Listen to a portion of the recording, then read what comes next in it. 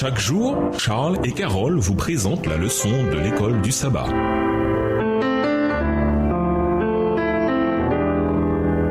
Bienvenue dans votre émission. Dieu nous parle. Nous voilà à la leçon de dimanche. Compromis, la stratégie subtile de Satan. Comparons Jean 14, le verset 6 et Jean 8, le verset 44. Quel contraste entre le caractère de Jésus et celui de Satan apparaît dans ces deux passages. Jean 14, verset 6. Jésus lui dit, « Je suis le chemin, la vérité et la vie. Nul ne vient au Père que par moi. » Jean 8, le verset 44. Vous avez pour père le diable, et vous voulez accomplir les désirs de votre père. Il a été meurtrier dès le commencement, et il ne se tient pas dans la vérité, parce qu'il n'y a pas de vérité en lui. Lorsqu'il profère le mensonge, il parle de son propre fond, car il est menteur et le père du mensonge. Ce que dit Jésus est vrai, car il est l'auteur de la vérité. La vérité vient du cœur d'un Dieu qui est sagesse, amour et omniscience. Il est le fondement de la réalité et de toute vérité. A contrario, Satan est un menteur et le père du mensonge. Il est prêt à utiliser des mensonges, la tromperie, la désinformation et même une déformation de la vérité pour égarer les croyants. Il a trompé Ève en Éden en déformant la vérité, en créant le doute et en contestant carrément ce que Dieu avait dit. Quand Satan a déclaré « Vous ne mourrez point » en parlant de la consommation du fruit, il s'agissait clairement d'une contradiction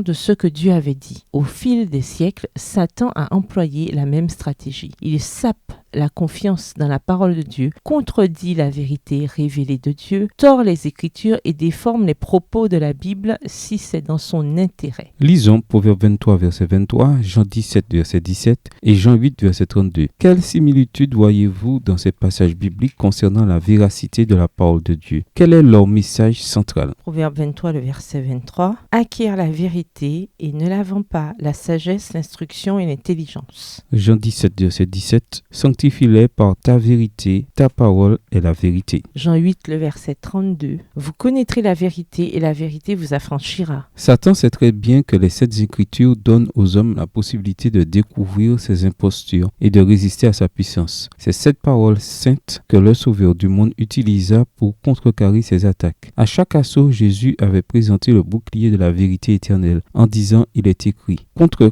chaque suggestion de l'adversaire, il avait cité la sagesse et la puissance des Écritures. Le seul moyen dont Satan disposait pour établir son ascendant sur les hommes et pour affirmer celui de l'usurpateur papal était donc de maintenir le monde dans l'ignorance du Saint-Livre. Comme la Bible exalte la souveraineté de Dieu et place l'homme mortel dans sa véritable position, par conséquent, ces vérités sacrées devaient être cachées et supprimées. Telle fut la conclusion logique adoptée par l'Église de Rome. Pendant des siècles, la propagation de la Bible fut prohibée. On interdit au peuple de la lire ou même d'en avoir une chez eux, tandis que des prélats et des prêtres sans principe en faisaient l'interprétation de manière à appuyer leurs prétentions. C'est ainsi que le pape en vint à être presque universellement reconnu comme le vicaire de Dieu sur la terre et investi d'une autorité suprême sur l'Église et sur l'État. Extrait du livre La tragédie des siècles, chapitre 3, page 47, écrit par Ellen G. White. Échanger sur les moyens dont Satan se sert pour tenter et déformer ou de dénaturer la parole de Dieu aujourd'hui. Au revoir. Et à demain si Dieu veut.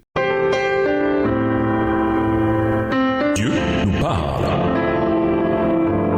Chaque jour, Charles et Carole vous présentent la leçon de l'école du sabbat.